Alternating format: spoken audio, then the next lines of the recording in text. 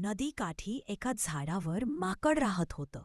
रोज ते झाडावरची गोड फळं खाली नदीत राहणाऱ्या मगरीला द्यायचं. दोघांची छान मैत्री झाली. एके दिवशी मगरीच्या बायकोने म्हणलं, माकड रोज इतकी गोड फळं खातं तर त्याच्या हृदय किती गोड असेल, ते मला खायचं आहे. मगर गोंधळला, पण शेवटी तो माकडाला फसवायला तयार झाला.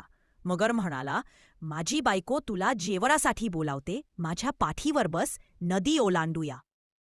माकड खुशीनं बसलं.